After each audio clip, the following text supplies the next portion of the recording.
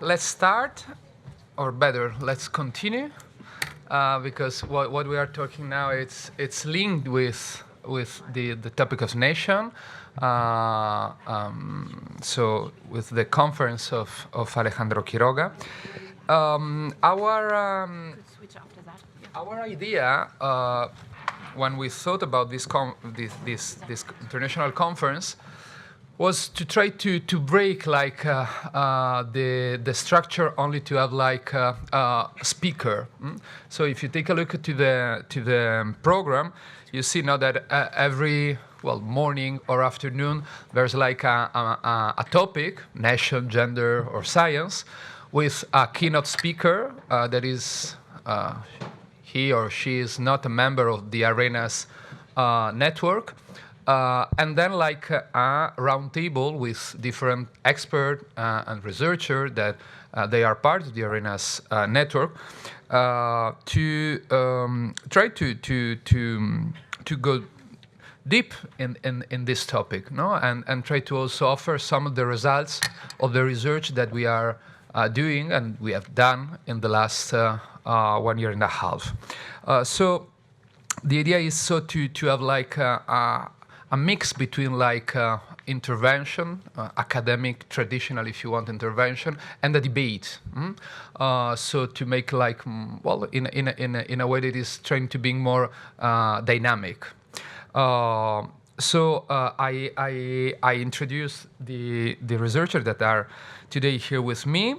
So first, Nathalie Le Bouëdec, that is full professor for German history in the Department of German Studies at the University of Bourgogne in France. Her research focuses on the history of German democracy since the Weimar Republic, with particular interest in the role of the judiciary. In her recent research work, she also examined the development of memory culture in Germany regarding this history of democracy, especially in the far-right scene. Then we have Miguel Á de Rio Morillas, that is associate professor in the Autonomous University of Barcelona, and is member also of the CEDID, the Center of Studying of Dictatorship and Democracies. His research focused on the far-right studies, Spanish conservative parties in the 20th and 21st century, and the comparison of political history between European and East Asian countries in the 20th century. And finally, we have Martin Lefranc, that is a PhD student and teaching fellow in contemporary history at the University of Orléans in France. And since September 2022, he has been conducting a thesis on the memory practices of the French far-right. His research focused on the history of the French far-right, memory, and political uses of history. The use and abuse of history is obviously one of the main topic, no, and issue, not only about nation, but also about all the topic that we are talking about here in the conference. So we started with, we have thought about like three round of question to Nathalie, to Martin and Miguel Ángel, and I should say that Tiasa Konovsek from the Ljubljana Institute of Contemporary History, finally for problems in the last hour, could not attend the conference. No, so the first round, and starting with you, if you want, Nathalie, is about, and very linked to the conference of Alejandro Quiroga, the continuities and adaptation of the politics of history within the German far right. No, and obviously nowadays with the last results that we have in different Länder or region, if you want, or federal state, Alternative für Deutschland. So if you want like to start, no, with some minutes talking about exactly the German cases. Yeah, thank you very much for the introduction, and thank you for having me. Yeah, so I've decided to talk about this topic that is relied, intertwined with the identity topic in Germany.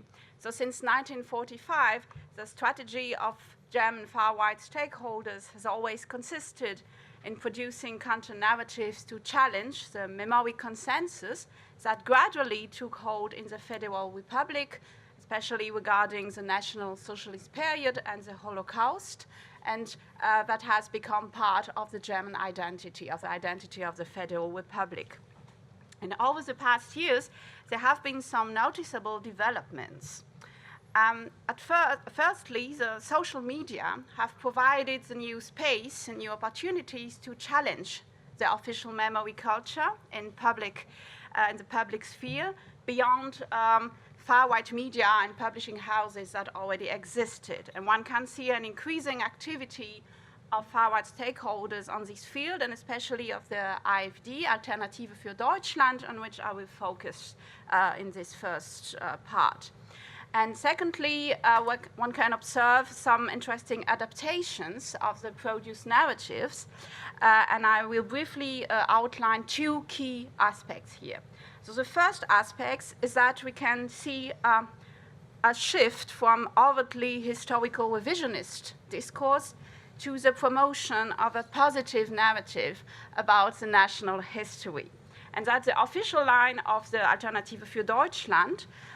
In its program, it calls for a quote, a broader view of German history that doesn't one-sidedly focuses on the National Socialist period, but also includes, I quote again, the positive identity-building aspects of German history. So what does this imply? So firstly, it means downplaying the significance of National Socialism for German history and German identity. So the Nazi crimes are not denied by the AfD. They commemorate the Holocaust every year. But the party deplores the centrality of the so-called German guilt in public memory culture and in the definition of German identity today. Secondly, this program aims, and you have an example here on the slide, to tell the whole history. And it means to reconstruct a glorious national history of Germany. And in this context, I will take only one significant example. So the man who committed the assassination attempt against Hitler on 20 July 1944, so Klaus Grafschenk von Stauffenberg, has become has become an important figure for the AfD. He's now celebrated as a German hero and a role model. And it's interesting because it seems to be a complete turnaround from the previous dominant narrative in the far right that considered Stauffenberg as a traitor to the nation. However, it makes sense in the current context because celebrating Stauffenberg enables to promote a heroic national narrative and to underpin the thesis that the German nation, you can see here on the visual, that the German nation can and must be proud of herself. So this idea of pride is central here. And at the same time, it protects the AfD against the accusation of not distancing itself from neo-Nazis and from National Socialism.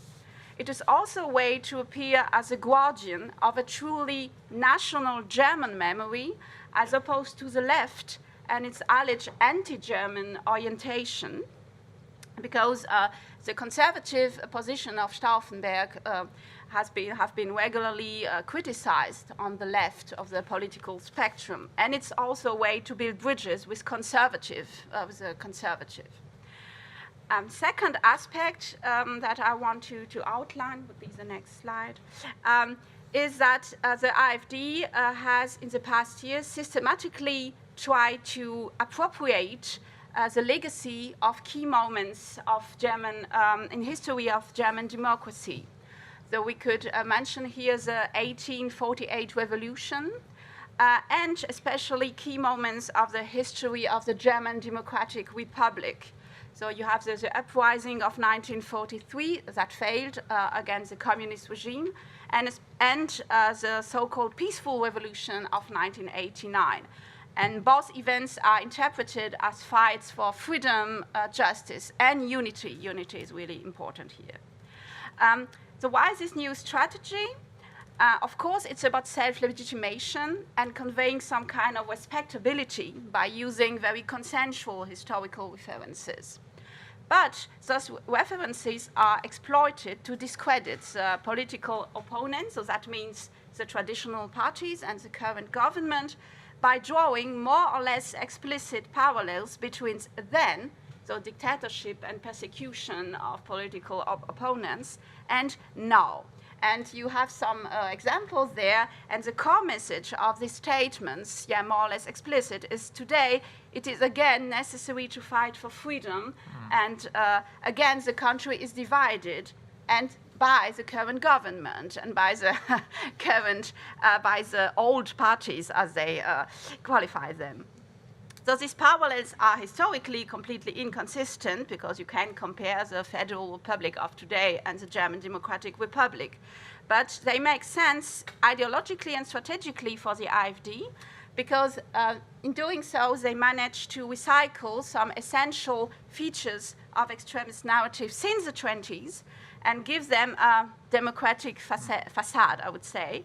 So you have always the fact that you have to resist against something, the resistance threat, then the anti-Marxist threat. And today's Marxists are, for them, the ecologists and social democrats.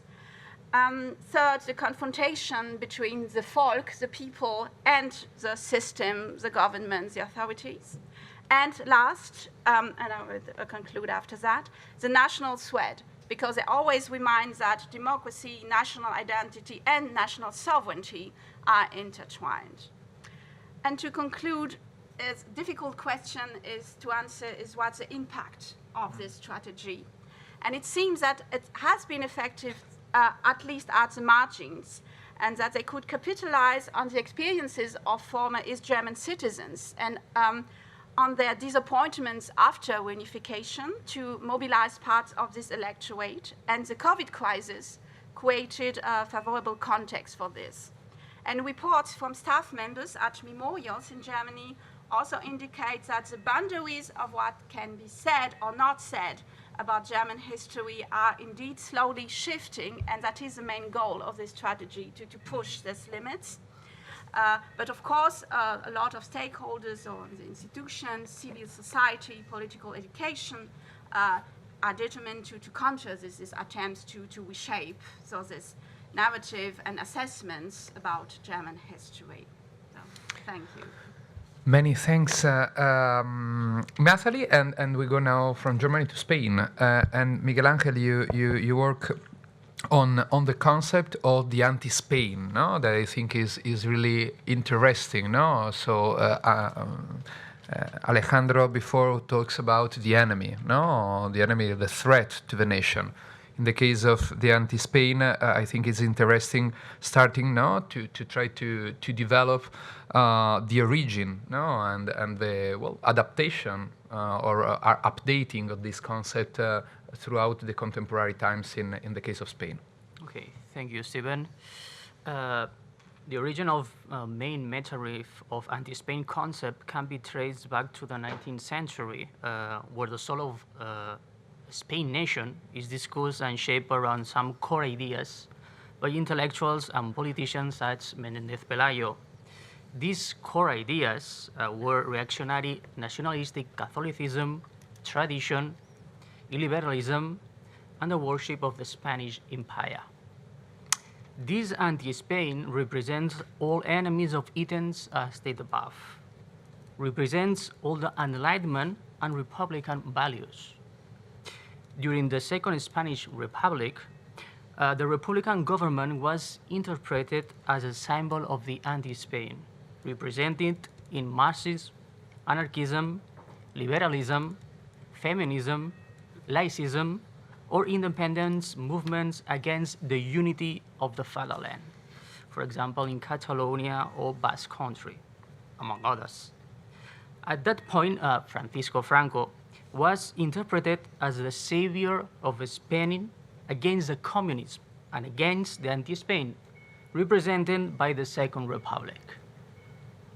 during Franco's regime, the main idea was that Spain nation was clearly linked to the Catholicism and its imperial era, interpreting the conquest of America as a continuation of the Reconquista. This idea was linked to the concept of Hispanidad elaborated by Ramiro de Maeztu. I will talk later about that. On the other hand, the nation was interpreted like a living organism linked to the ideas of Charles Maurras. This was the nation is formed by the dead, the living, and those yet to born. But the most important point during the Franco's regime was to define all social and political areas that the great enemy of Spain and of Franco was the communism. After Franco's death and the transition to the democracy, the concept of anti-Spain has persisted in some political discourses, often used by conservative and far-right sectors to discredit those who question certain visions of the traditional Spanish identity. For example, the independent movement in Catalonia, in Basque Country, or Galicia. On the other hand, I want to talk a little bit about the idea of Hispanidad elaborated by Ramiro de Maeztu. Ramiro de Maeztu concept of Hispanidad is one of the most significant contributions by this Spanish intellectual, and has a considerable impact on the political and cultural thought of Spain and Latin America.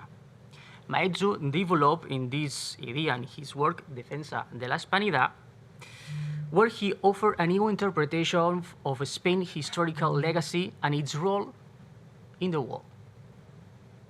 Ramiro Maeztu was a Spanish intellectual associated with the Generación del 98, a group of writers who reflect on Spain's decline after losing its last colonies. This means Cuba, Philippines, Puerto Rico. Over the course of his career, Maeztu shifted from more liberal positions to more conservative and Catholic and traditional points of view. During the 20s, Maeztu became concerned with the moral and cultural decline of the West and the need to find a unifying principle that could renew the identity of Spanish-speaking countries. I mean, the concept of Hispanidad, according to Maeztu, is a spiritual and cultural idea that unites the speaking Spanish people through shared values such as Catholic faith, a sense of honor, and Spain's historical mission in the world. That means the core idea is that Spain and its colonies share a civilizing, not imperialistic, mission in their relationship with Latin America.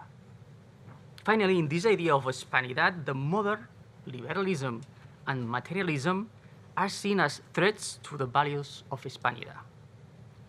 So, Maeztu's concept of Hispanidad was a revaluation of the Hispanic legacy at a time when many intellectuals were searching for answers to Spain's decline. Ramiro de Maeztu's idea of Hispanidad has a significant influence on conservative and nationalistic groups in Spain and Latin America, particularly during the Francoist era, which adopted the Hispanidad concept as a key part of its ideology. Francisco Franco used the concept to promote Spain as a spiritual leader of the community of Hispanic nations united by language, religion, and history. Nowadays, the Spanish far right, I mean the political party Vox, uses a new concept called Ibosfera, recycling Ramiro de Maeztu's idea of Hispanidad. Later we can talk about recycling ideas and recycling the past. Well, I think, thanks Miguel Ángel, no? There's a lot of elements here that are interesting and there's a relationship between them. So not only use and abuse of history, but also religion, for example, in that case, that I think is something that needs some consideration, also linked to the debate before in the conference of Alejandro. And, well, the figure of the enemy to a community, a national community in this case, and also I think here something that is, well, we can talk maybe later, what some days, nowadays people usually talks about declivism, no, this idea of decline.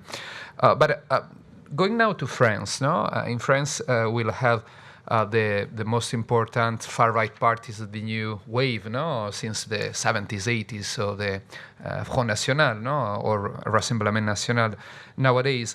And one important concept that they introduced in the political debate was the préférence nationale, the national preference, no, and or national priority. And talks about this concept, I think, no, Martin, is interesting because, for one hand, we can see also here like an evolution of the use of this concept since the 70s, the 80s, and the nowadays, and then also about like the theorization of this concept since that beginning, because finally here we are talking about one possible declination of the idea of nation. No? What's nation and who represent the nation? So, well, the floor is yours. Thank you, Stephen. Yeah, absolutely. We're talking about historical adaptation and evolution of extremist narratives, and that's why I would like to address the issue of the concept of national preference, la préférence nationale, as it highlights both the continuity of extremist narratives within the French far right and the adaptability of these concepts, of these narratives.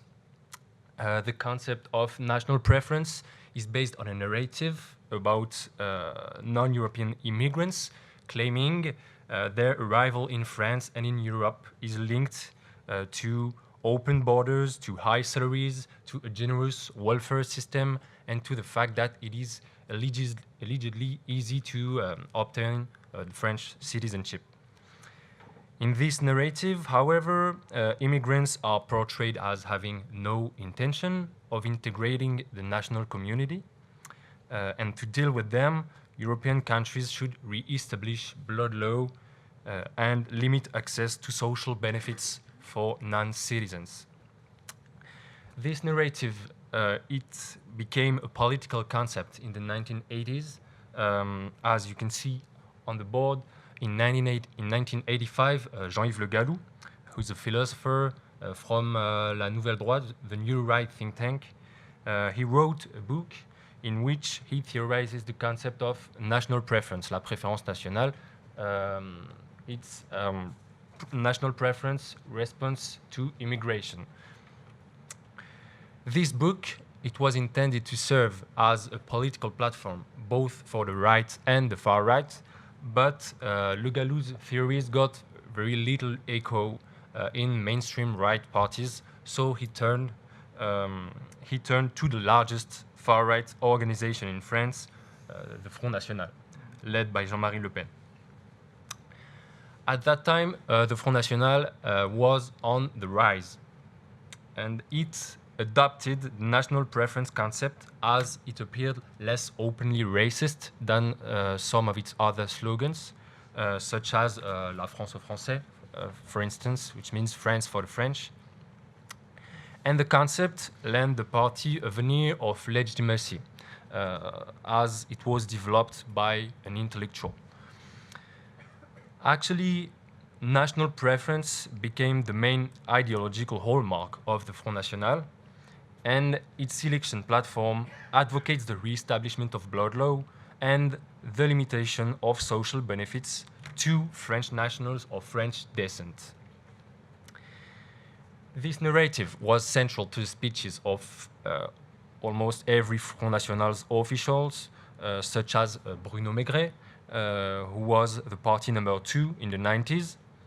For example, in 1991, he declared that, and I quote him, "Our country's population has remained homogeneous since its origins," adding that French identity is therefore linked to blood.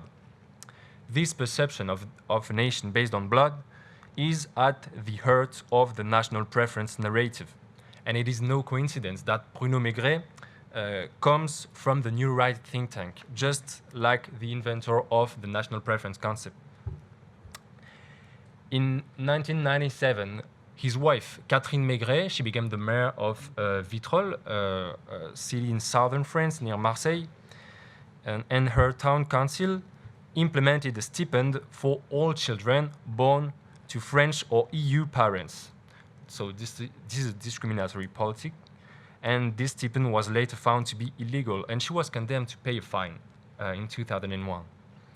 But as you can see on the board, this is a demonstration of Front National activists. For Front National activists, the city of Vitrolles was a model to follow. Like the banner says, national preference, today Vitrolles, tomorrow France. So how has this concept evolved over the years?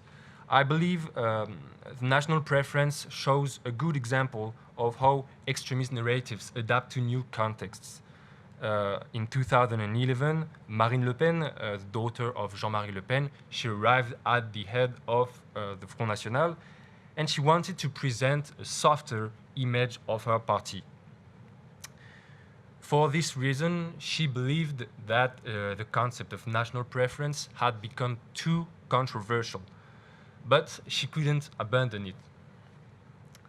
That's why the expression was changed. It was changed to national priority. We can wonder if this is just a vocabulary change. Does it correspond to a reduction of openly discriminatory political proposals? But actually, their program hasn't changed much since then. The Front National, now called Rassemblement National, is still proposing to reserve social housing and some civil servant positions for French nationals. However, Marine Le Pen presents these measures as social measures, and she tries to hide their xenophobic side. In its most recent manifesto, the Rassemblement National advocates to ban the hiring of a foreign worker if a French applicant is available for the same job. And according to Marine Le Pen, reserving jobs for French citizens would help to fight unemployment. Moreover, the party advocates the re-establishment of blood law and the restriction of the access to naturalization based on merit and based on assimilation, whatever that means. Other far-right figures, such as the polemist Éric Zemmour, they argue that it is essential to preserve the concept of national preference. Éric Zemmour, he doesn't present the national preference as a way to implement social policy. He's more explicit than Marine Le Pen, since he presents the national preference as nothing less than the foundation of a nation. I quote him, the foundation of a nation which can only exist if it favors its own citizens at the expense of foreigners.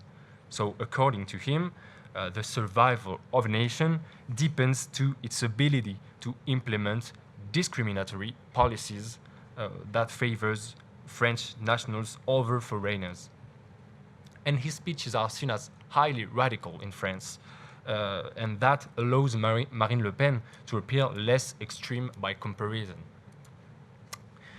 But overall, national preference and national priority are based on the same anti-migrant narrative.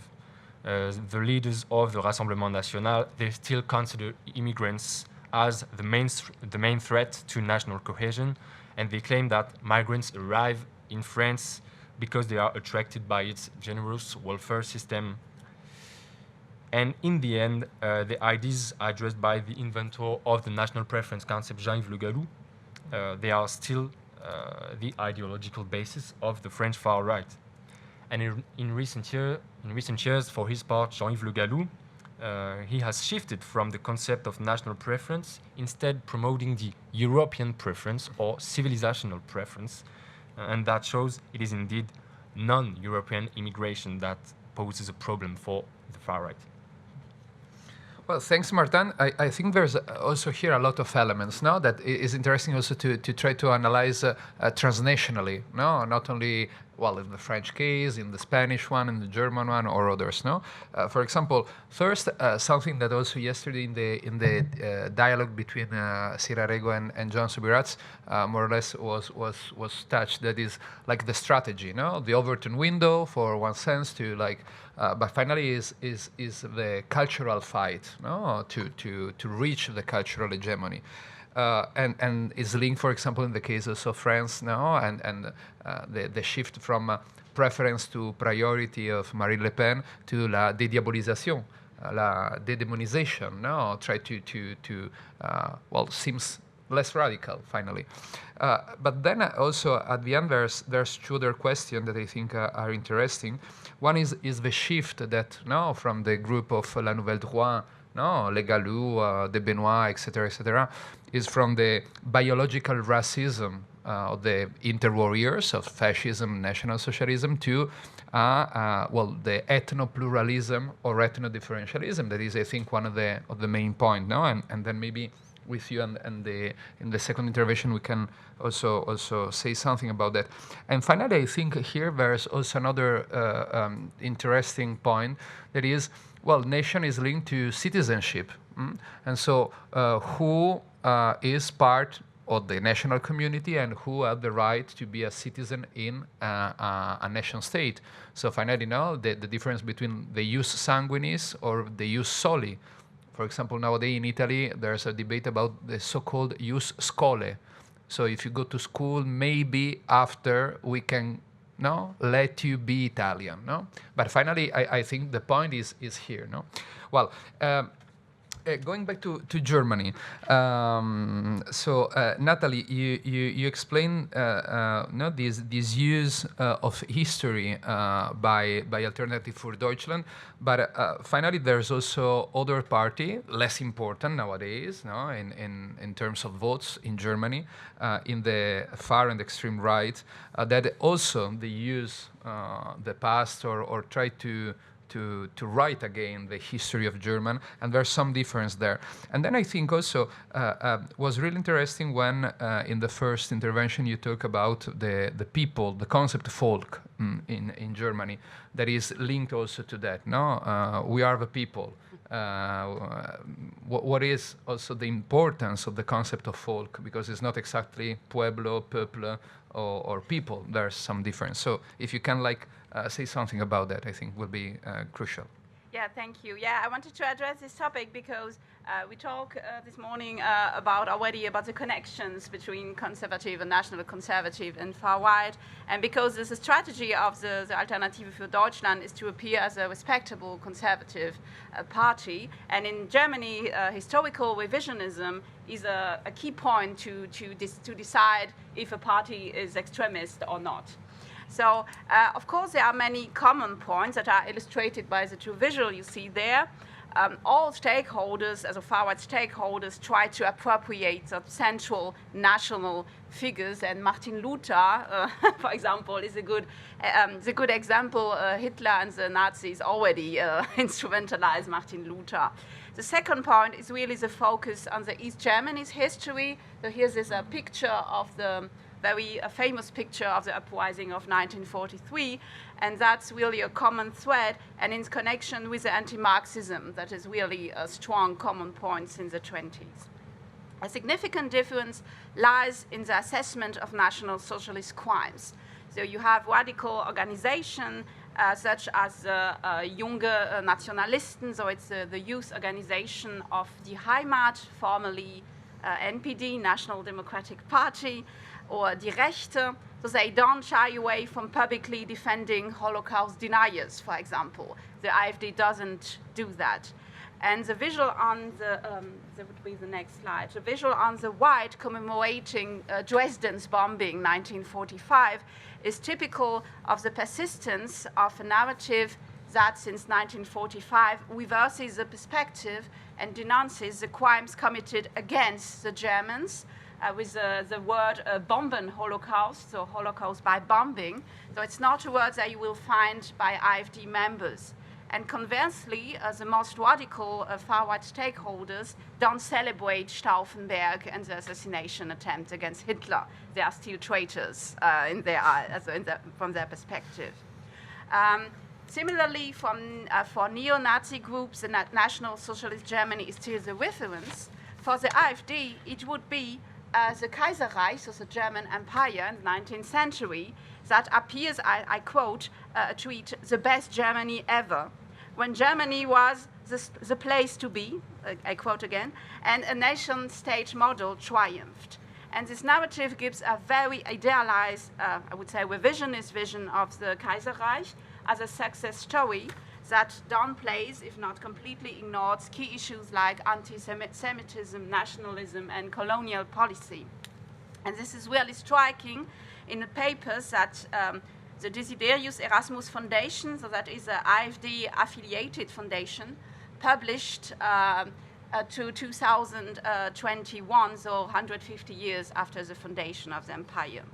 And this publication and these foundations are a good example of the collaboration and the ideological convergences between Alternative für Deutschland and the intellectual Neue Rechte, so New Right in Germany. And this New Right emerged in the 70s and differentiated itself by not taking National Socialism as a point of reference, but rather the so-called conservative revolution. It was an intellectual anti-democratic movement in the Weimar Republic, so before National Socialism.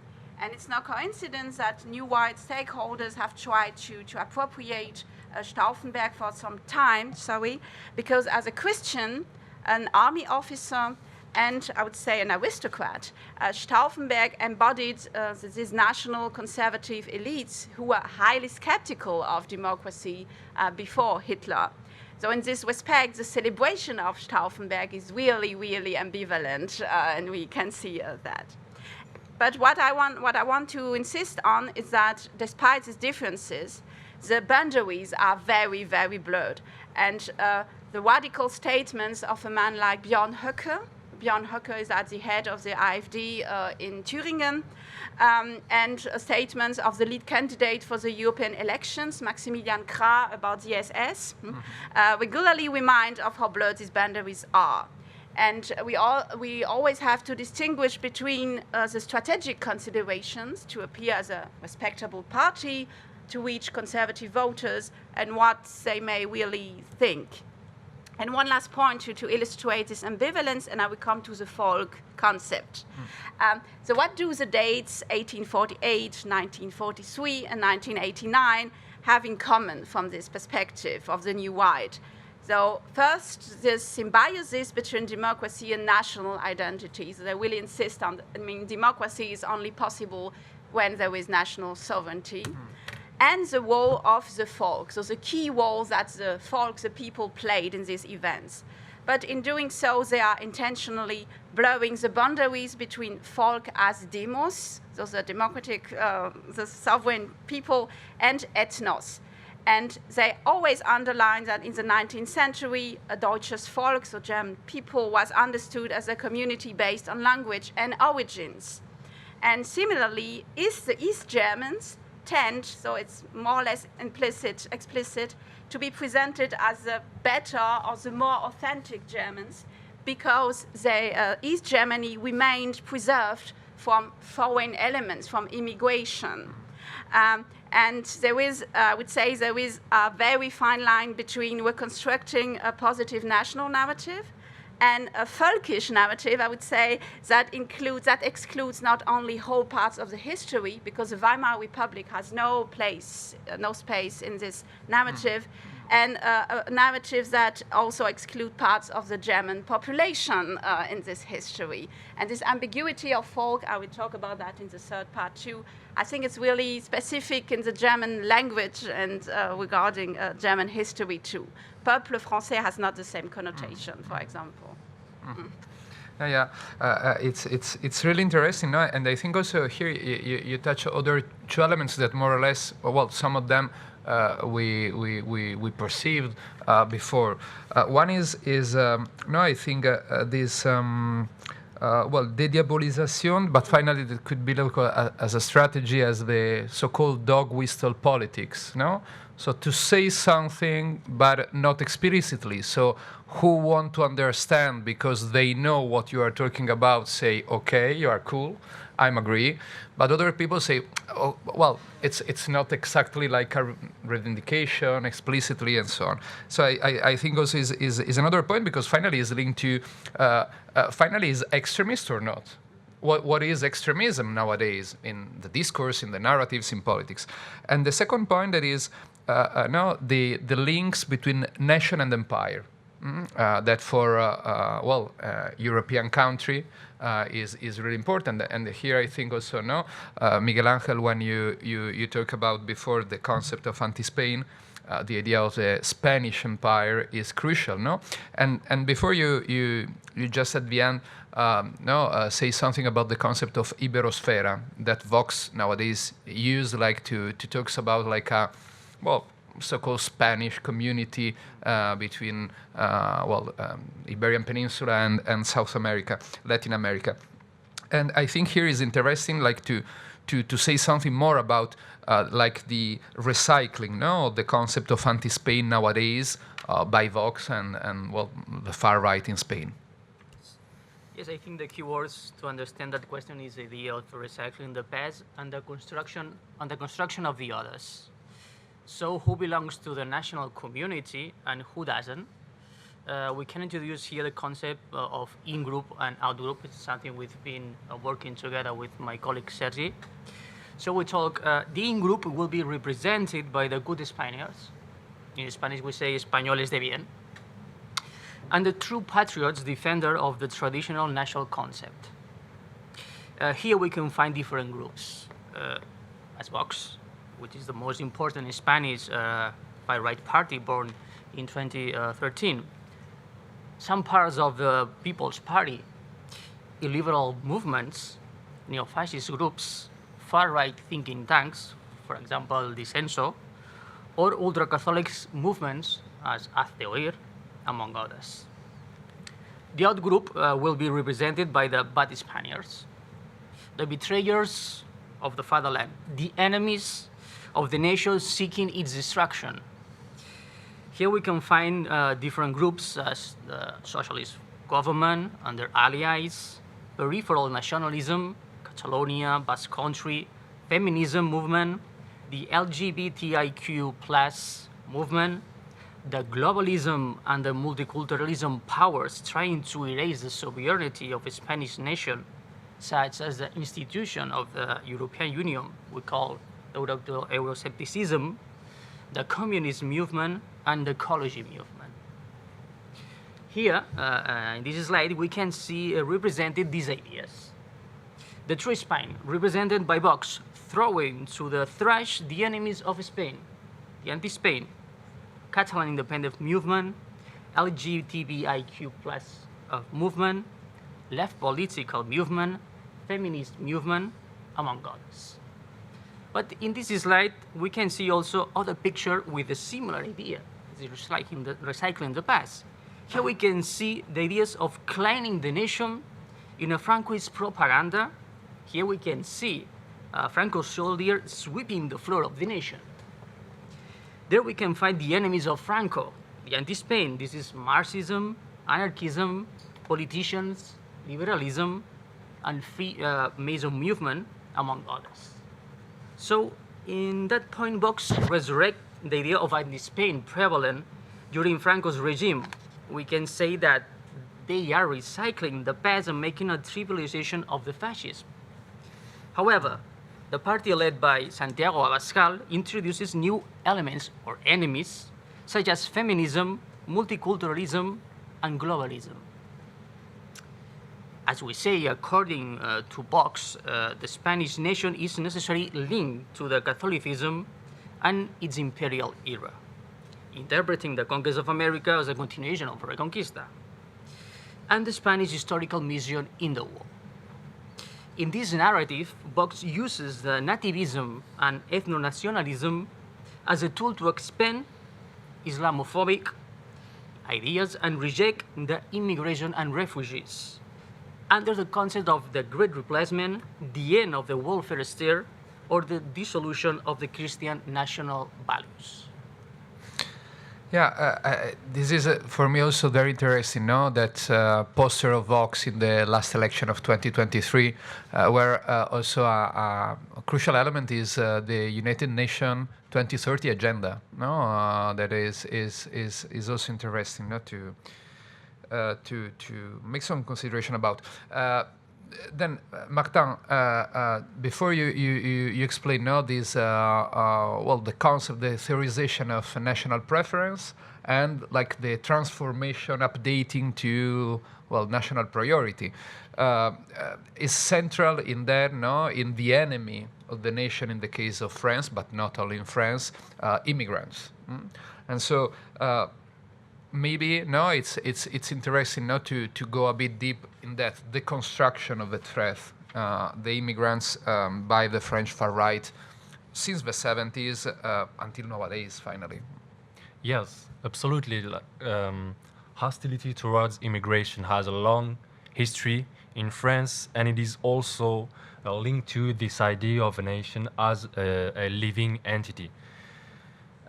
Immigration is primarily perceived as an economic threat. It is decided that foreigners take jobs that should go to the French, and it is no coincidence that periods of economic crisis see the greatest number of anti-immigration measures. For instance, during the 30s and the Great Depression, measures have been implemented to ban foreigners from certain professions and to impose quotas on foreign workers. And later on, during the 70s, France faced another economic crisis. And at that time, the Front National, they established a causal link between immigration and unemployment. And it has become one of its main arguments against migrants.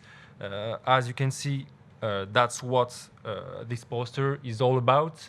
On the left, it says 1 million unemployed means 1 million too many immigrants. That's explicit, and this poster dates back to 1978. So you can see that there is continuity between various anti-immigration narratives. But in addition to economic arguments, there is this idea that migrants, and especially migrants of non-European origin, they are foreign bodies, and they create an existential threat to the nation. They could be a cause of degeneration of the national body. This narrative builds on the opposition between the nation and its enemy, between us and them, and this conception comes more specifically from the far right. It has developed considerably since the loss of the French colonial empire, especially during the 60s. And migrants from former colonies are seen as if they were seeking revenge to their former colonial power.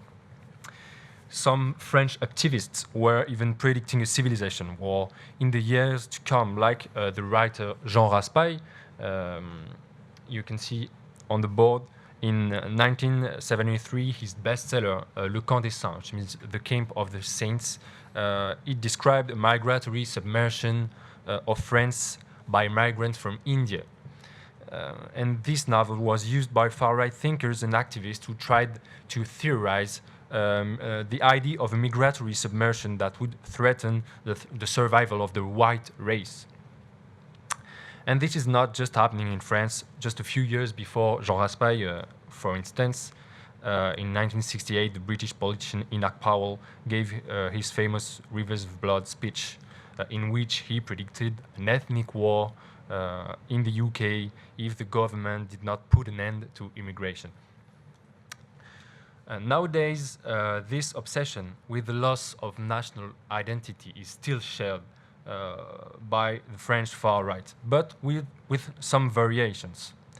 On one hand, the far right polemist Éric Zemmour, he widely spreads the conspiracy theory of Great Replacement, Le Grand Remplacement, in the French media and on social networks. It means the replacement of the white population by non-white people, and this replacement is allegedly organized by a globalist elite seeking to destroy French or European identity. And in France, the Great Replacement theory was introduced by Renaud Camus. And on the other hand, Marine Le Pen and Jordan Bardella, who are now leaders of the Rassemblement National, they are more cautious with this theory, and they don't mention it in their speeches. They prefer to put forward less openly racist arguments, but they share the idea that migrants are enemies of the nation. For just one example, in June 2023, Jordan Bardella declared that immigration poses a civilizational threat to our society.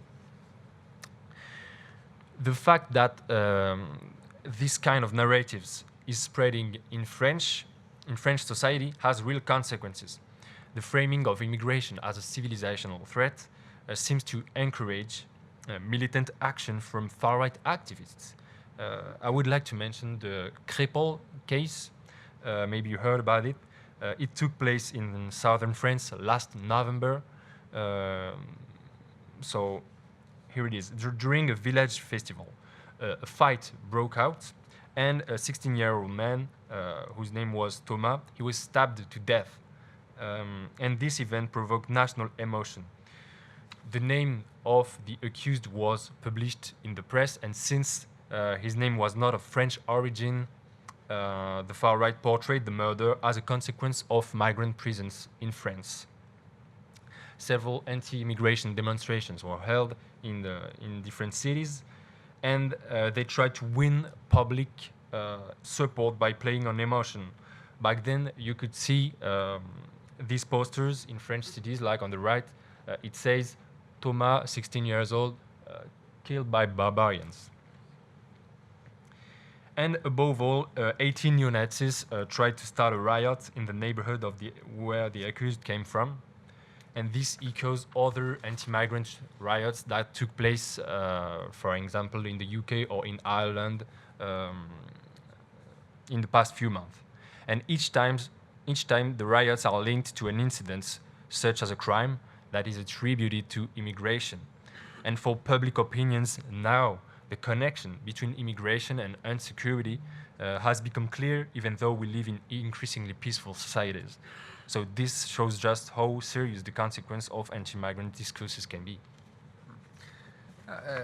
In the case of Jean Raspail, it's interesting that it's quoted by others extreme far-right movement or parties all around Europe, and not only Europe. No, for example, in Italy, Brothers of Italy main theoretical manifesto, Le Tesi di Trieste of 2017, quote explicitly Jean Raspail, like Giovanni Gentile or Roger Scruton. No, so, and I think this is interesting for the last intervention before opening the floor to questions and the debate with everybody here, is like the transnational dimension. These extremist narratives links to nation and nationalism.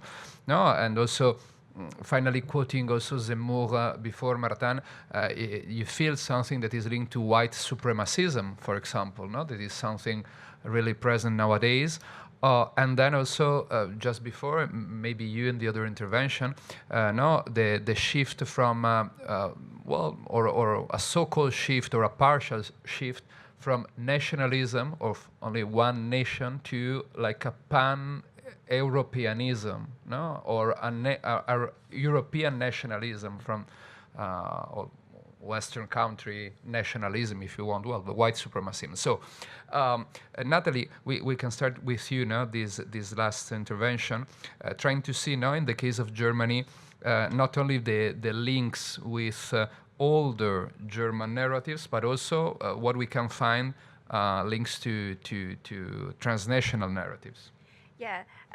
I wanted to try. I will try to show briefly how the extremist narratives today are, on the one hand, adaptations of older narratives that are really deeply rooted in German history and emerge in the 20s or even before, but also the product of an interaction with transnational narratives. And I will take 3 examples that deal with the construction of the enemy also. So the first example would be, I would call it Überfremdung and Great Replacement. So the German word Überfremdung, it comes from fremd. Fremd means what is different and unknown. By extension, also what doesn't belong here. And der Fremde can be also translated as a foreigner. So this Überfremdung, over foreignization narrative dates back to the last third of the 19th century. And at this time, the foreign elements that were perceived as an existential threat for the German identity were mainly Jews coming from Eastern Europe. And the warning against Überfremdung was then a common thread later in 20s and the 30s. In post-war Germany, there were no immigrants, so at the beginning, so the topic lost its relevance. But it was reactivated, and that is interesting, in the 70s under the influence of the French Nouvelle Droite with this concept of ethno-pluralism. I would say in the public sphere, Überfremdung became again a main rallying issue in the late 80s, early 20s, and we talk about this being a turning point in this narrative. And you see here on the left a poster of the populist party Die Republikaner with 1990 with the slogan "The boat is full," which was very popular in the whole European far right at this time. And since then, and there is a transnational phenomenon, Muslims have become in Germany too the new avatar of the threat from outside, so Islamization. So these are transnational phenomena, as is the circulation of the Great Replacement theory, also in the German far right. This is a großer Austausch in German.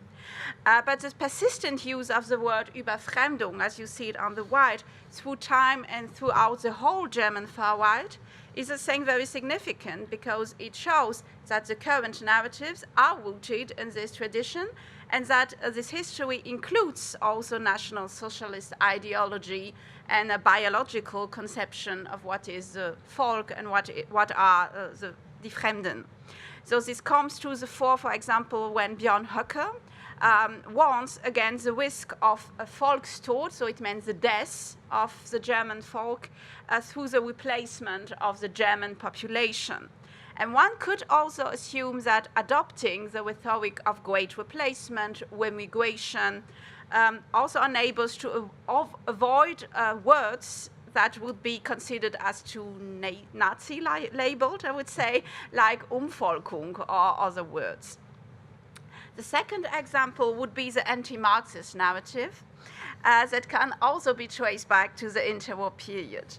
And as these old posters from 1930 shows, Marxism, the wedge threat, was used as an umbrella term to discredit all enemies beyond the communists. Because in this poster, Jazz, for example, targeted the Americanization and the alleged liberal decadence. And Mischling and Gold were associated to the Jews. So the Nazis constructed this enemy, Judenbolschewismus, so Jewish Bolshevism.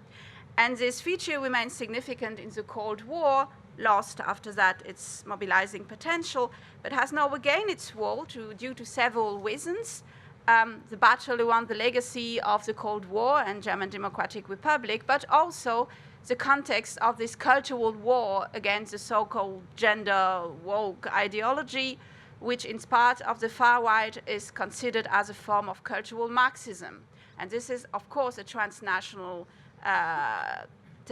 tendency, but it's important to consider that the strategy consisting in stigmatizing the ecologists, for example, as Marxist, is also deeply rooted in the history of German far right. And when you stigmatize them as Marxists, you stigmatize them as an enemy and as an existential threat too.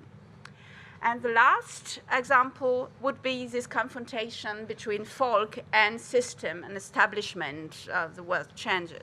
So this is a common thread in the whole European far right.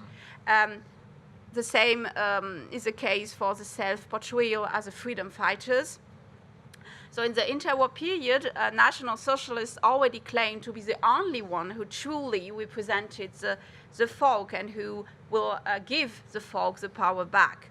The difference is that didn't invoke democracy, wouldn't have been popular at this time, but they claimed that they wanted to establish, I quote Goebbels, die wahre Volksregierung, so the true people's government. Of course, it had nothing to do with democracy as we understand it today, but we see they already played with the different dimensions or connotations of folk, as they do again today, stakeholders do again today, when they talk about giving the power back to the people.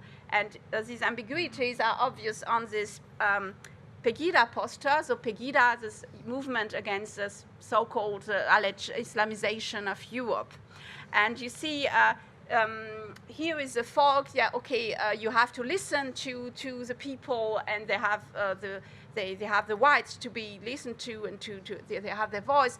But it's also, you know, Merkel is portrayed as a Muslim. So yeah, she took the side of the Muslims, of the Fremden, and she betrayed the people, but in a ethnic, I would say, that ethnic cultural conception. And I would say, I already make an allusion to it before, but that the central place of folk instead of nation, or simply the Germans, is combined to the history of the word and all the connotation it carries, is really central aspect in the German case. And that the battle also over the we-interpretation or the appropriation of this concept has become a key issue of the political and public debate in Germany today, because we thought maybe that these roots had been cut and that the folk had lost this connotation, but we see it's not the case. And these ambiguities are really a problem too in the public discourse, I would say.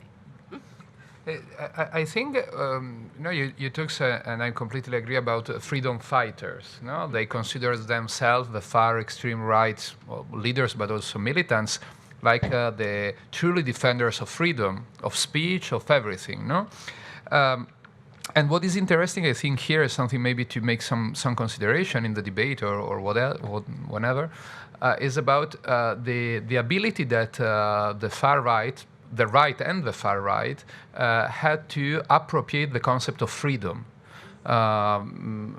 Alex, before, remember, you name, the Freedom Party of Austria, the Freedom Party of the Netherlands. Well, we have here two far right, extreme right parties that use the concept of freedom in their name. But then, if you think in the most, neoliberal way, also Berlusconi, Popolo della Libertà, that was the freedom, people of freedom. Well, but also I think it's interesting to go back because it seems to be something new. But the French newspaper, the newspaper of the French, fascist or para-fascist, according to some scholars, party, the Parti Populaire Français, was called La Liberté. That in the French case, the concept of liberté, it's more maybe important and crucial. So, I think it's something maybe to also talk about. Well, and then I think, and maybe to then give the floor to Miguel Ángel, Nathalie, about the importance also of anti-Marxism or anti-communism in all these rhetoric that are related to nation. In the case of anti-España, anti-Spain also is crucial, and this link to culture wars, culture Marxism, etc., etc.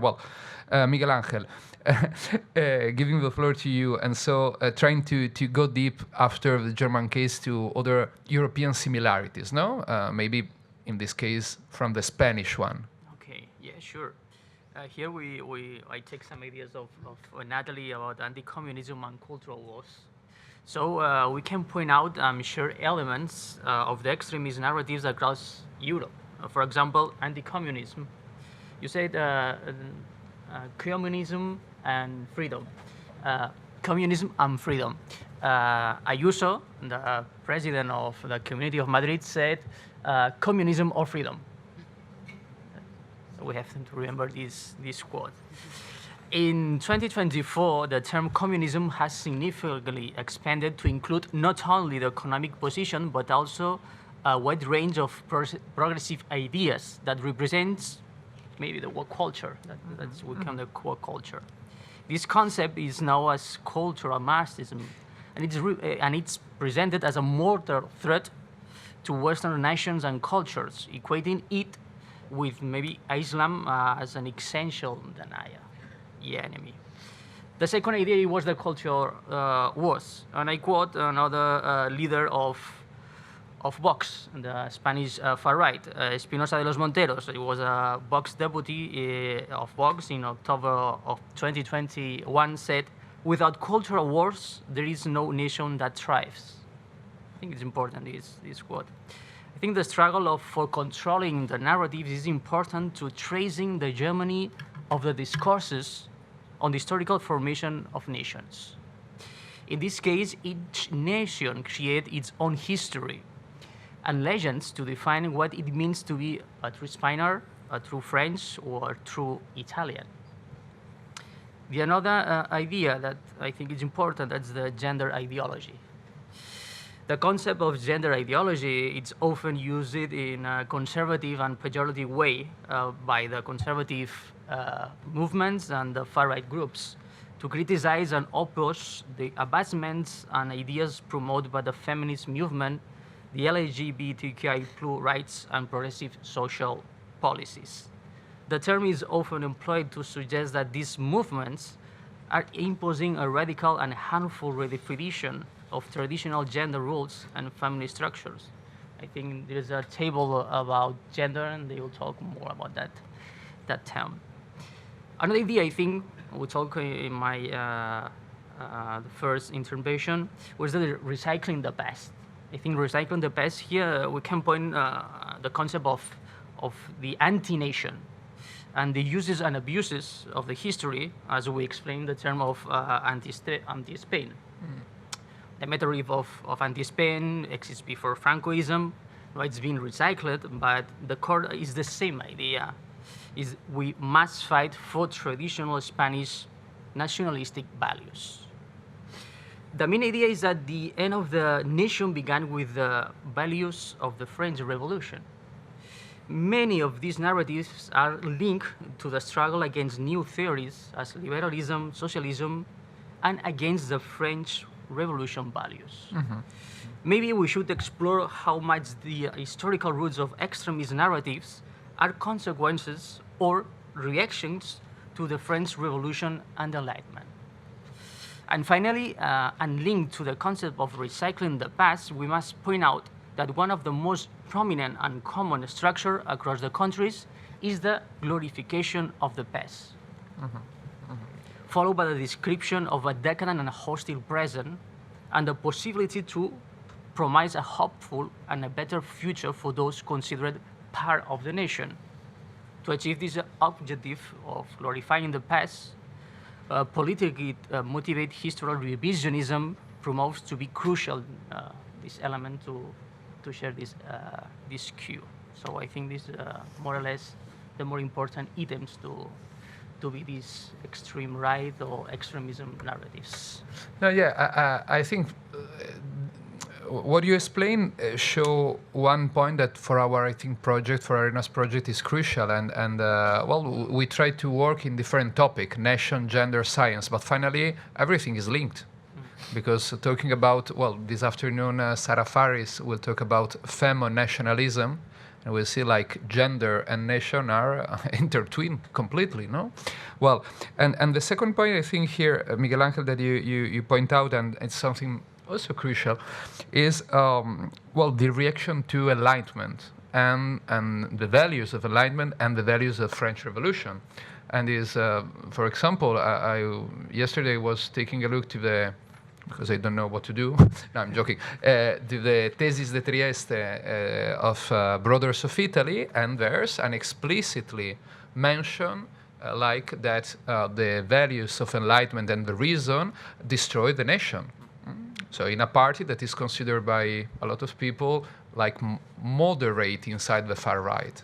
So we have like a statement about that. Well, in any case, to close with the last intervention of this roundtable, Martin, another thing that also yesterday in the debate, before also in the conference of Alex Quiroga, we saw is like, the normalization of the far-right ideas and how the conservative right, or better, the mainstream right, what in some case is called like center-right, they finally they accept, no,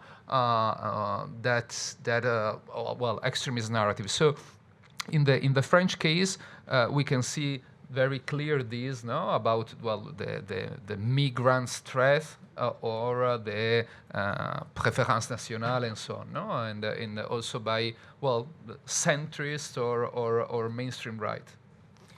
Yes, absolutely.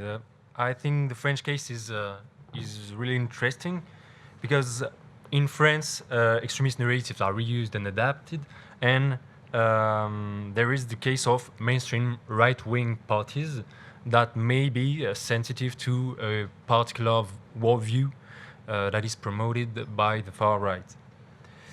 To the point that extremist narratives sometimes become mainstream and are now part of the basic discourse of right-wing and even center-right parties.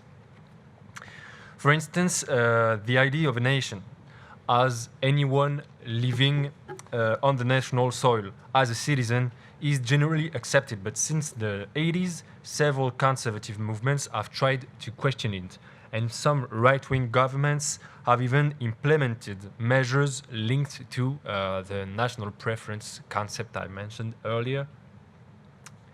For example, in 1993, the Pasqua law in France, it limited birthright citizenship by forcing certain minors born in France to ask to foreign parents to ask for French nationality. And right-wing governments have contributed to frame immigration as a problem that needs to be addressed, and even as an existential threat to the national community. In 2007, in France, Nicolas Sarkozy was elected president, so with his right-wing party, at that time it was l'UMP, now Les Républicains. Nicolas Sarkozy, he created a ministry specifically dedicated to the issue of immigration. And it was called the Ministry of Immigration, Integration and National Identity. So the prerogatives of this ministry established a close link between immigration and national identity. And I mean framing immigration as a danger for national cohesion. And it is no coincidence that during the 2012 presidential campaign, Sarkozy expressed his support to policies based on national preference, a concept that was closely associated with the Front National. And it should not be necessarily interpreted as an electoral strategy, even if it is, but some narratives that come from the far right spread through right-wing parties in a subdued way. And a recent example that made news. In December 2023 in France, the immigration law, or Darmanin law, was passed by the right or center-right government, and among other measures, it restricted family reunification and limited access to social benefits for foreigners working in France. The idea was to repel migrants supposedly attracted by an overly generous welfare system. The Ministry of Interior, Gérald Darmanin, he described this law as the strictest the country has seen in 30 years, and I think he's right. Many observers believe that this law incorporated national preference into the French legislation. In other words, an extremist narrative directly influenced a policy implemented by the center-right-wing government. Marine Le Pen and the Rassemblement National described the vote as an ideological victory, but the harshest measures were blocked out by the French Constitutional Council in January 2024. On the board, the left-wing newspaper Libération challenged President Macron, reminding him that many voters had voted for him to counter the far right. After his election in 2022, Macron declared that on the left, you elected me to stand against the far right. This vote is a mandate for me. And 1.5 years later, it's on the right, Marine Le Pen says that for the Rassemblement National, the immigration law means an ideological victory. So many have accused the Macron government of seeking to attract far-right voters. Yet, it is clear how significantly opposition to immigration has increased even within his own party. And this is similar to what is happening in other European countries, like Denmark, for just one example, where a social democrat government is taking very strict measures against immigration. And certain measures were only advocated by the Danish People's Party, populist far party, nationalist organization in the 2000s. And these measures are now being implemented by left or center-left government. Today, many French politicians perceive immigration as a threat to the national identity in the terms used by the far right. This topic even creates connections between the right and the far right in France.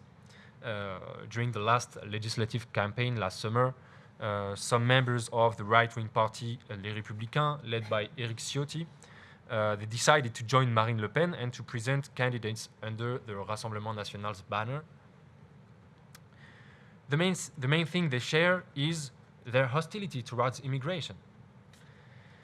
In recent years, Éric Ciotti, from Les Républicains, has shown himself to be very close to Éric Zemmour. And Zemmour introduced the concept of great replacement, these narratives into French politics, to the extent that even right-wing candidate Valérie Pécresse of Les Républicains used the term grand remplacement during the 2022 presidential campaign. So, on certain issues, such as immigration, in France, it is increasingly difficult to find a difference between the right and the far right. Well, thanks, Martin. No? And well, this shift also not only in the mainstream right, but also in some social democrats party is evident. No, nowadays Denmark, but also Germany in the last year. Or UK, well, after the meeting Starmer-Meloni, Starmer seems to be very happy to know and to learn from Meloni. But then we have also a new kind, of left, like Sarah Wagenknecht in Germany, that is completely anti-migrant. So, well, that's the point. Well, we have 25 minutes, more or less, to listen your question and to debate, starting from the exposition of Nathalie, Miguel Ángel, and Martin. So, well, we have one question there, then Alex, then you, okay? Is this okay? So my question was mainly directed at Nathalie, is it? Yeah. So we recently have seen in the elections in Saxon and Thuringia and Brandenburg the rise of the AfD as a more of state party, getting like the first and second position in these elections. And my question was related to past behavior of the far right in Germany. It was that the rise of the AfD has posed a challenge to Germans' post-war image as a more socially progressive and democratically engaged society. And I was wondering, in your view, if the far-right sentiments have been latent throughout the period of social development of the country, or have they emerged more recently as a reaction to contemporary socio-political developments and populist rhetoric around Europe and the rest of the world? Okay, thanks. I think, Alex, there's a question there in the corner.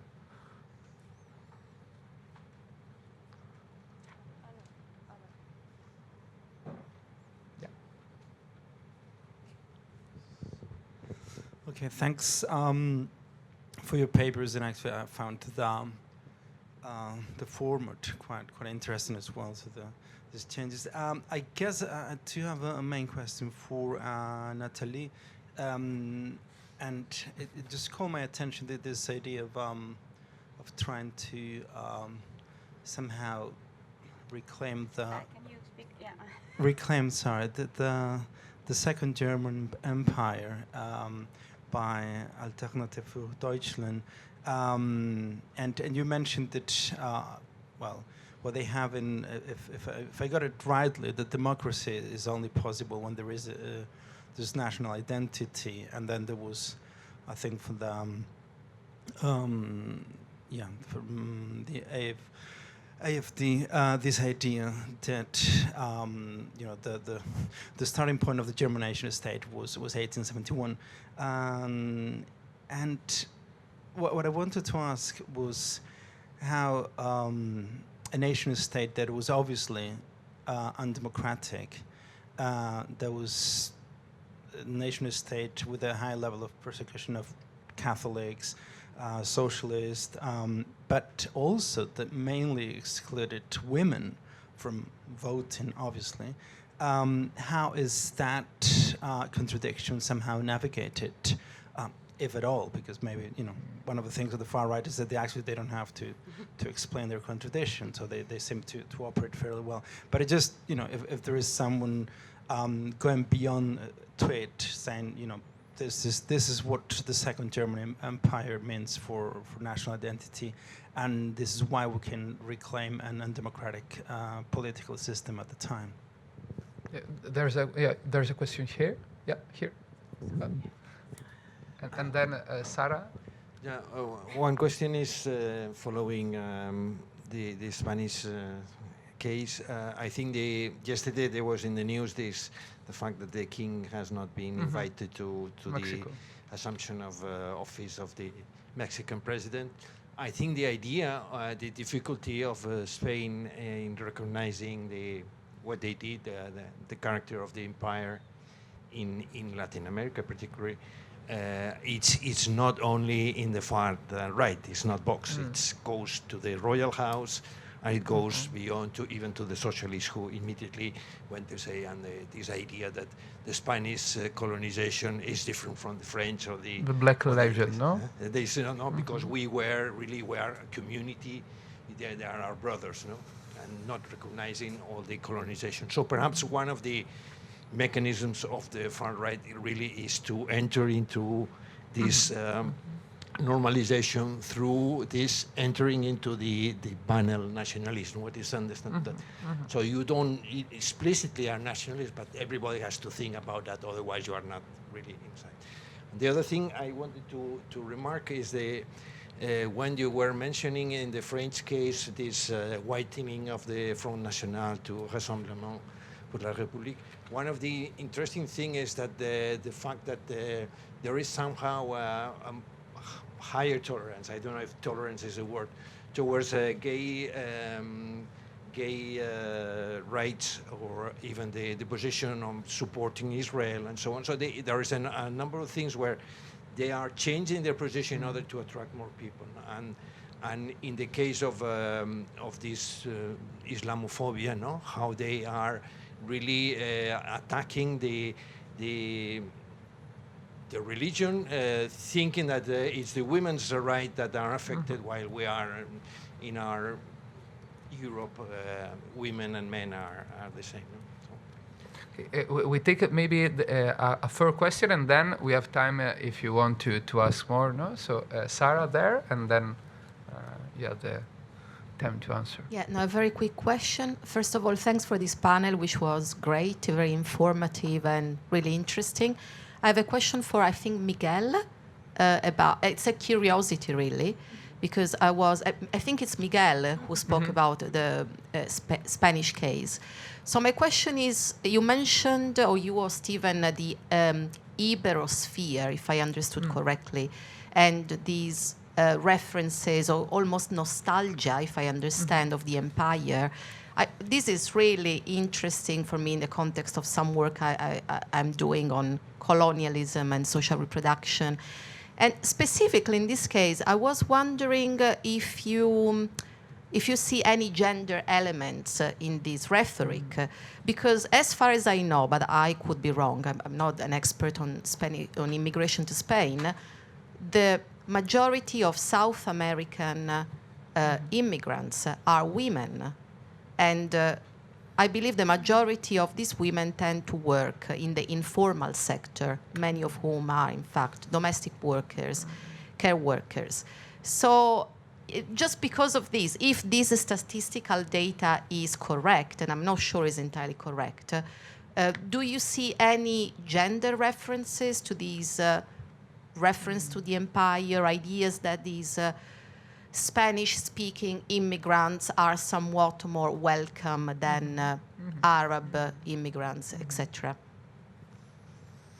Okay, thanks. So, I don't know, Nathalie first, then, well, Miguel Ángel, and then Martin, no?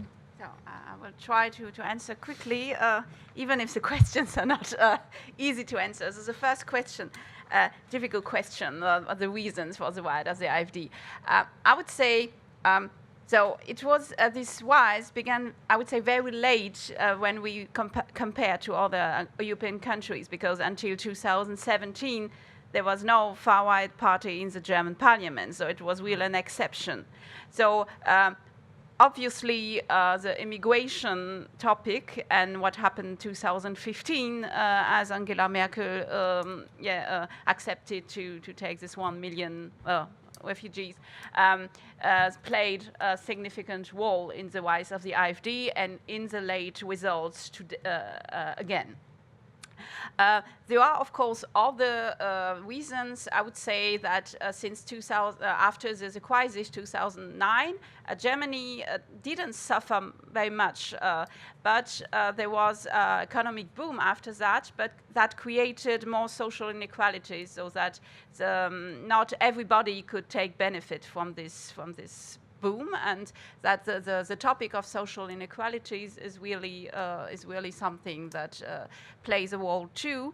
And we have to consider also the specificity of East German regions, because there is still a huge difference in the voters, in the electoral results, even if it's not, of course, it's not only an East German problem, but what we see in Thüringen and Sachsen is that it is the most radical version of the AfD that wins the election there. Höcke is really a neo-Nazi, you can name it, or neo-fascist. So you have to take into account the disappointments and of a lot of East German citizens after the unification, and the errors that have been made or the things that haven't been considered. There is a lot of publications about this. What have we missed after 1990? It's about social measures. It's about not recognizing enough, not valuing enough these people and their experiences. And there was really something specific there. And it was noticed very soon in the 90s in studies that there's a difference, so that the East German citizens made made no differences between extremist party and the others. So they were a party like another. So less reservations towards this party. So it's easier to vote for the AfD, even for Björn Höcke, in East Germany than in West Germany still today. So there is a lot of reasons.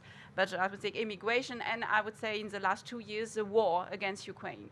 Because war is still a very sensible topic, and the far right plays a role of the peace activist, and we want peace, and the other not. So it plays a role too.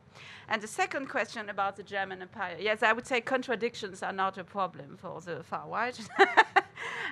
But yes, the problem is that they don't address this I would say this. Issues like anti-democratic, I would say there were democratic elements, but a lot of anti-democratic elements. So they only focus on the positive sides, I would say, so research, economic success, and democratic elements and something like that. And there have been a lot of, so the historiography about the empire changed a lot in the last decades, I would say, though the historians try to get rid of this Sonderweg narrative, but in doing that, sometimes they tend to exaggerate, I would say, the democratization aspects. And for a few years ago, there was a controversy about a book from Hedwig Richter, who sometimes in his book, the difference between politicization and democratization is something like kind of not very clear. And there was a very critical recension from Andreas Wirsching, who told, yeah, we have to pay attention because such a book can be used by revisionist people who would say, okay, the empire was a state like the others. There was no problem. It was as democratic as the others. And we have to pay attention as historians to what the others do with our work. And yeah, they highlight, I would say, the positive sides of the empire, of the Kaiserreich. And yeah, it was a normal state. And simplify, of course, the historical debate. And yeah. Okay, thank you for. Okay, the idea of Hispanidad, Ramiro Maeztu, we have to link with the idea Stevenson told about the Black Legend. This is the idea about the negative and distortionate view of the Spanish Empire in America, that which portrayed and it's brutal explosive. That's the idea. That's the main narrative. So I think it's not exclusive of the far right. It's more nationalistic point of view. So I want to point out this special case about this Black Legend. So we have the point to understand this point of view about the Hispanidad and the idea of this empire or idea of a Spanish empire that have no ideas to define the relationship with Latin America and Spain. And this will be linked with a question about the Ibosphere. It's recycling the idea about the Hispanidad, more or less. It's idea. It's formed by Vox. The idea is it's some kind of involve some political forum of extreme right in Spain and Latin America. So, but the idea is some idea of link by ethnic Hispanicism and ideas fighting against progressism ideas. So I think it's some kind of concept about the ethnic position of Spain in Latin America. In this sense, yes, if you take this theory about the Ibosphere for this extreme right or far right, for example, it's welcome people from Colombia, but it's not welcome people from Morocco. Why? The idea is the Christian values. So this idea is the Spanish didn't went to America to, for example, colonize. It's to bring the true religion, evangelization. So we think it's a good point to understand this idea.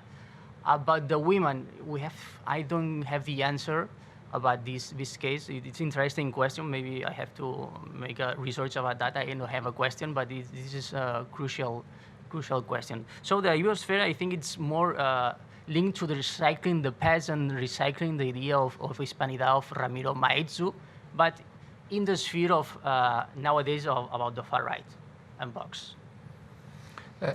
May I only add something? No, there's a couple of political scientists, David Lerin and Guillermo Fernandez Vázquez, that in fact talks about Hispanic ethnicism. No, in this case of Vox. No, that finally, in any case, I think we can maybe well, translate this in other dimension related to Ukrainian refugee.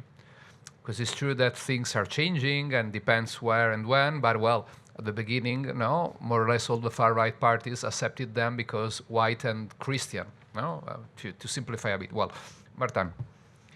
Yes.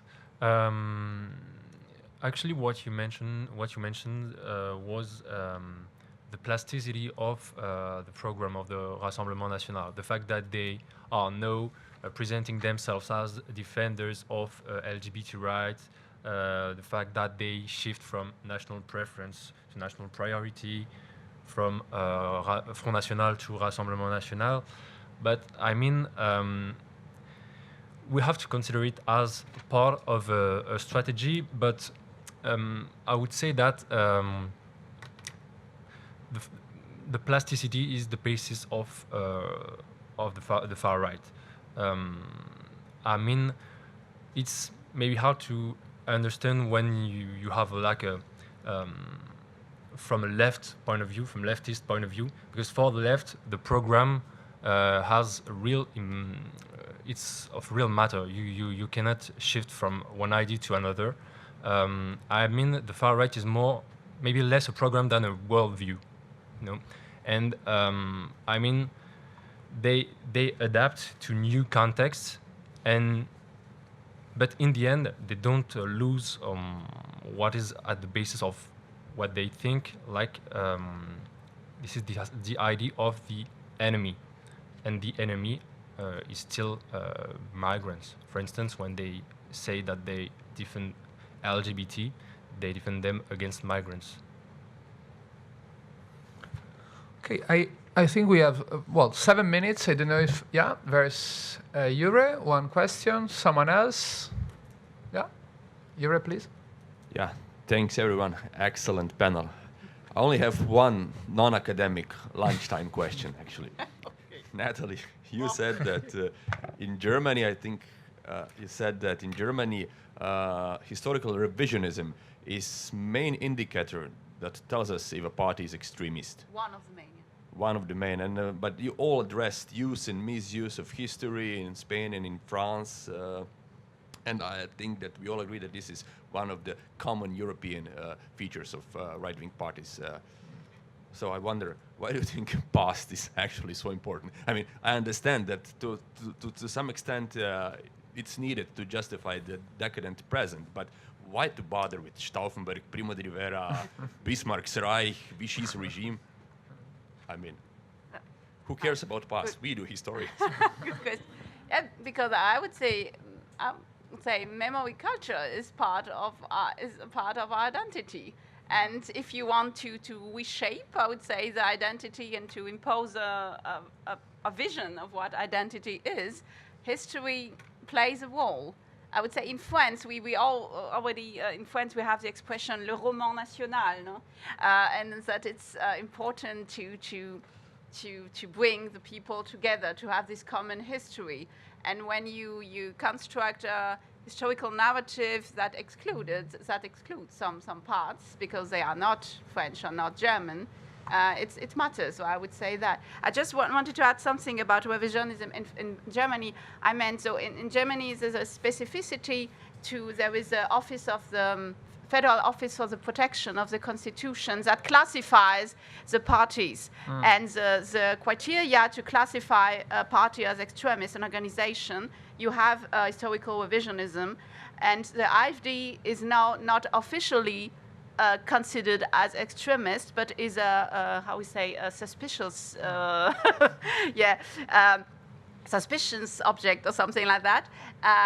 But some regional organizations like in Thuringen and Saxony are considered as extremist. And one of the justification is their positions about history. And that is why it's also very strategic, because a party can face a party ban. If it's it's always there's always some kind of things, we can't say some things because it could lead to a party ban. And there is a actual current discussion in Germany: should we ban the AfD or not? It's already a topic. Here is interesting because, well, in Italy, there's also a strong debate about that, no? And the right and the far right since the beginning of the 90s, since, well, Berlusconi entering politics, there's this point that is linked to the anti-fascist paradigm, and that we'll talk this morning, no, with Alex and one of the questions, yeah. But what is interesting here is well, the point of the legitimization. Finally, they need to find some legitimization in the past.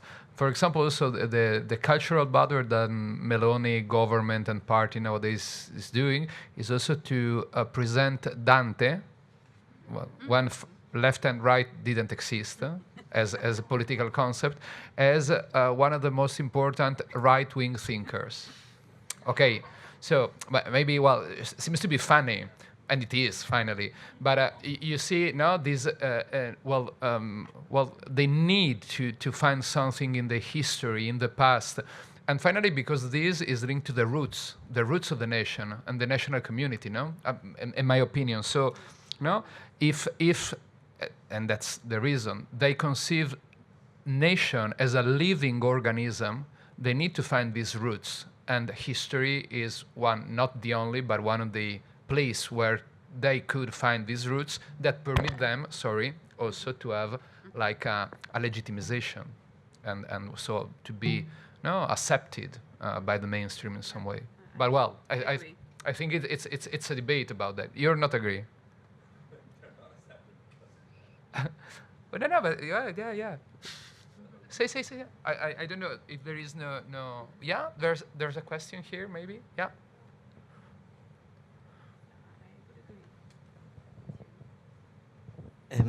Sorry. Well, I don't want to intervene on the debate. My question was more related to France. So you mentioned, in your talk about how the Rassemblement National had sort of washed their image, for the past several decades to make themselves more appealing. And I thought that was interesting, especially in the case of France, because within the French far right, there is an also more extreme French far right, with Reconquiste, etc. And I was wondering, within that process of that washing of the image, what has happened to that prevalent far right? So how have they managed to make it seem more appealing, especially, with the far more ideological positions of Zemmour? And how is that different, considering that it's far bigger in France than, say, in other countries in Europe, that more radical version of the far right?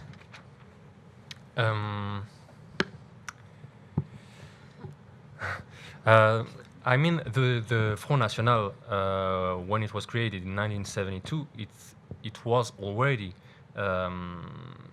some washing strategy, because it was like created by neo-fascists who decided to present themselves to elections, and they chose Jean-Marie Le Pen for leader, and he was considered as right-wing, serious man.